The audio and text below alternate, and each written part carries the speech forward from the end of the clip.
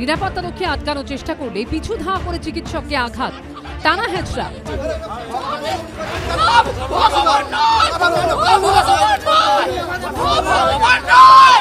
চিকিৎসকের গাফিলতিতে রোগী মৃত্যুর অভিযোগ ঘিরে বুধবার কলকাতা মেডিকেল কলেজে ধুমধুমার কাণ্ড বাধে।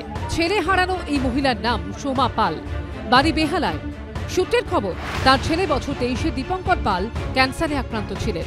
18 নভেম্বর তাকে মেডিকেল কলেজের অঙ্কোলজি বিভাগে ভর্তি করা হয়। তার ট্রিটমেন্ট করছিলেন অঙ্কোলজি বিভাগের চিকিৎসক স্বর্ণবিন্দু বন্দ্যোপাধ্যায়।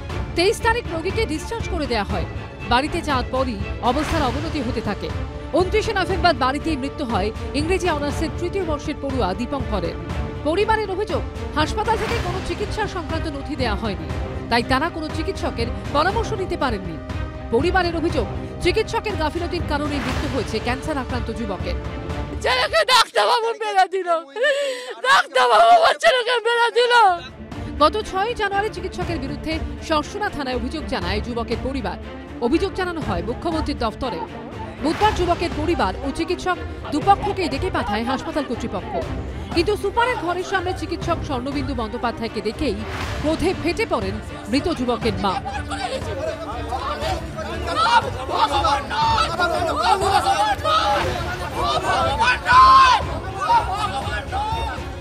নিরাপত্তারক্ষী ছুটে এসে আটকানোর চেষ্টা করেন, কিন্তু তাদের হাত ছাড়িয়ে ফের চিকিৎসকের উপর চড়া হন মৃত যুবকের মা।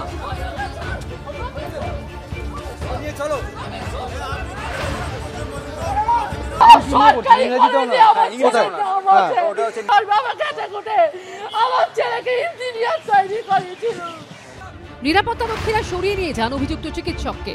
এদিকে প্রশাসনিক ভবনের গেট বন্ধ করে দেওয়া হয়। গেট ধরে ঝাঁকাতে শুরু করেন তিনি। ঘটনাস্থলে গেলে পুলিশের সঙ্গে বাদানুবাদে জড়িয়ে পড়েন মহিলা। ধাক্কাধাক্কি শুরু হয়ে যায়। দীপঙ্কর পাল নামে এক যুবক, বছর 23 বয়স। তার মৃত্যু হয় নভেম্বর মাসের 29 তারিখ। তার অঙ্কোলজি বিভাগে চিকিৎসা চলছিল। তার মৃত্যুর পর চিকিৎসায় গাফিলতির অভিযোগে বিভিন্ন জায়গায় অভিযোগ দায়ের করেছিলেন তার পরিবারের সদস্যরা। তারপরে 1 মাসেরও বেশি সময় কেটে গিয়েছে। অভিযুক্ত চিকিৎসকের বিরুদ্ধে কোনো ব্যবস্থা কেন নেওয়া হয়নি তা জানতে তার বাবা এবং মা তারা হাসপাতাল কর্তৃপক্ষের সঙ্গে দেখা করতে যখন এসেছেন, তখনই যে চিকিৎসকের বিরুদ্ধে তাদের অভিযোগ, সেই চিকিৎসককে দেখতে পান পরিবারের সদস্যরা এবং তারপরই তারা ক্ষোভে ফেটে পড়েন এবং চিকিৎসককে টানা হেঁচড়া শুরু হয়। এতবার জিজ্ঞাসা করেছি যে এটা ডাক্তারবাবু কি ইঞ্জেকশন দিচ্ছেন, কি ইঞ্জেকশন, না এই ইঞ্জেকশনটা দিলে ভালো হয়ে যাবে। ভালো তো দূরের কথা, শনিবার দিন ভর্তি করেছে, বৃহস্পতিবার দিন ডিসচার্জ দিয়েছে।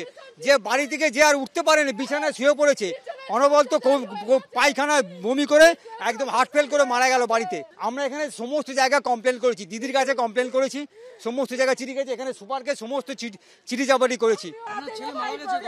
মানে 29 তারিখে, 29শে নভেম্বর, আজকে 1 মাস হলো, সমস্ত আমরা চিঠি চাপাটি করছি। এখানে 3 তারিখে সুপারকে জানিয়েছি, কোনো স্টেপ নিচ্ছে না। শেষমেশ পুলিশ এসে দম্পতিকে সরিয়ে নিয়ে যায়।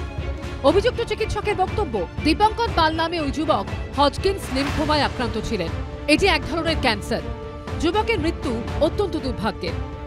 এদিকে হাসপাতালের উপাধ্যক্ষ জানিয়েছেন, মুখ্যমন্ত্রীর দফতর থেকে অভিযোগ প্রসঙ্গে খোঁজ খবর নেওয়া হয়, তাই মৃতের পরিবার ও অভিযুক্ত চিকিৎসক দুপক্ষকে ডাকা হয়েছিল।